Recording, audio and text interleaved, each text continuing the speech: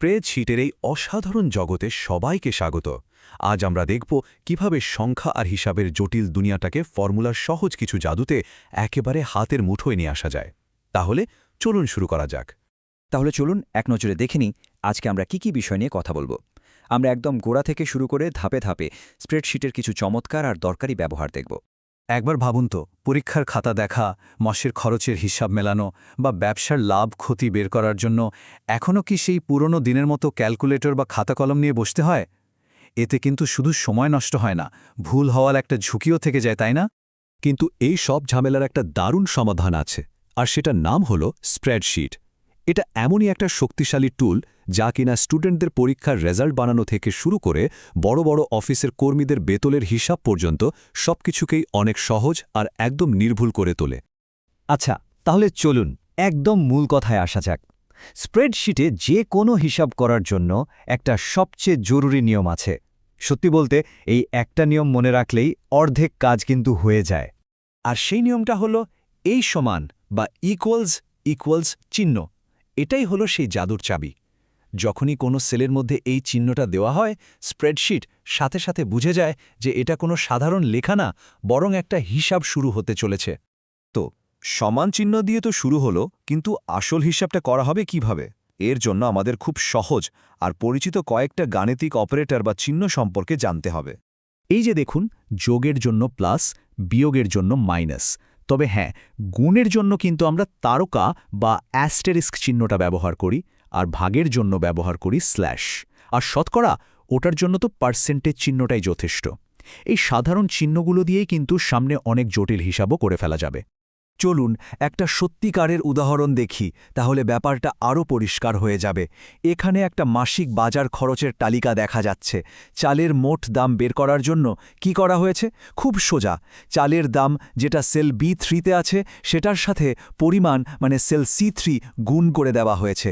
ফর্মুলাটা হলো B3 × C3। ব্যাস, মুহূর্তের মধ্যে ফলাফল হাজির। একটা একটা করে হিসাব করা তো শেখা হলো, কিন্তু যদি একসাথে অনেকগুলো, ধরুন 50টা বা 100টা সংখ্যার যোগফল বা গড় বের করতে হয়, স্প্রেডশিট কিন্তু এখানেও আমাদের কাজটাকে একদম সহজ করে দিয়েছে। এই স্লাইডটা কিন্তু বেশ মজার। বাম দিকে দেখুন, মাত্র 5টা সংখ্যা যোগ করার জন্য কত লম্বা একটা ফর্মুলা লিখতে হয়েছে। আর এবার ডান দিকে তাকান, সাম নামের একটা ফাংশন ব্যবহার করে কত সহজে আর ছোট্ট করে কাজটা হয়ে গেছে। শুধু প্রথম আর শেষ সেলটা বলে দিলেই বাকি কাজটা স্প্রেডশিট নিজেই করে নেয়।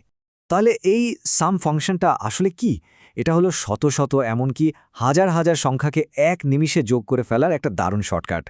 এটা শুধু যে আমাদের সময় বাঁচায় তাই না, ফর্মুলাটাকে অনেক পরিষ্কার রাখে আর টাইপ করতে গিয়ে ভুল হওয়ার সম্ভাবনাও একদম কমিয়ে দেয়। ঠিক একইভাবে অ্যাভারেজ ফাংশন ব্যবহার করে যে কোনো সংখ্যক সংখ্যার গড় মান বের করে ফেলা যায়। যেমন ধরুন, পরীক্ষার বিভিন্ন বিষয়ের নম্বরের গড় বের করা বা সারা মাসের খরচের একটা গড় হিসাব বের করা, সবকিছুই এখন এক ক্লিকের ব্যাপার। তো বেসিক জিনিসগুলো তো হলো। এবার চলুন এমন একটা হিসাবে যায় যেটা আমাদের প্রায় প্রতিদিনই কাজে লাগে, আর সেটা হলো শতকরা বা পার্সেন্টেজের হিসাব। ধরুন আমাদের সামনে একটা সহজ সমস্যা এলো, 800 টাকার 15% কত হবে? এটা স্প্রেডশিটে কিভাবে খুব সহজে সমাধান করা যায়, চলুন দেখে নেওয়া যাক। দেখুন, কাজটা খুবই সোজা। আমরা একটা সেলে মূল সংখ্যাটা মানে 800 লিখেছি, আর ঠিক তার পাশের সেলে লিখেছি শতকরা হার অর্থাৎ 15। এবার আসছে সবচেয়ে গুরুত্বপূর্ণ অংশ, ফর্মুলাটা। আমরা শুধু লিখব A3 × B3%। এখানকার আসল জাদুটা হলো ওই পার্সেন্টেজ বা পার্সেন্ট চিহ্নটা। ওটাই সব কাজ করে দেবে।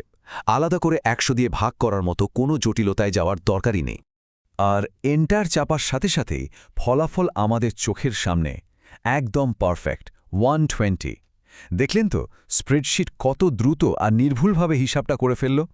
এবার একটু জটিল কিন্তু খুব বাস্তবসম্মত একটা উদাহরণ দেখা যাক। ধরুন একটা জিনিসের কেনা দাম 500 টাকা, আর সেটা 20% লাভে বিক্রি করতে হবে। তাহলে বিক্রয় মূল্য কত হবে? ফর্মুলাটা হবে ক্রয় মূল্য যোগ লাভের পরিমাণ, মানে = 500 + 500 × 20%। আর ফলাফল 600 টাকা।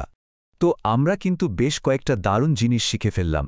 স্প্রেডশিটের মৌলিক নিয়ম থেকে শুরু করে যোগ, গড় আর শতকরার মতো জরুরি হিসাবের কৌশলও দেখে নিলাম। এবার এই জ্ঞানটাকে কাজে লাগানোর পালা। চলুন আজকের মূল বিষয়গুলো এক নজরে আবার মনে করে নিই। সবচেয়ে জরুরি কথা, যে কোনো ফর্মুলা শুরু হয় সমান ইজিক্যাল টু চিহ্ন দিয়ে। যোগ, বিয়োগ, গুণ, ভাগের জন্য সহজ অপারেটর তো আছেই। অনেকগুলো সংখ্যা একসাথে যোগ করতে সাম আর গড় বের করতে অ্যাভারেজ ফাংশন ব্যবহার করতে হবে।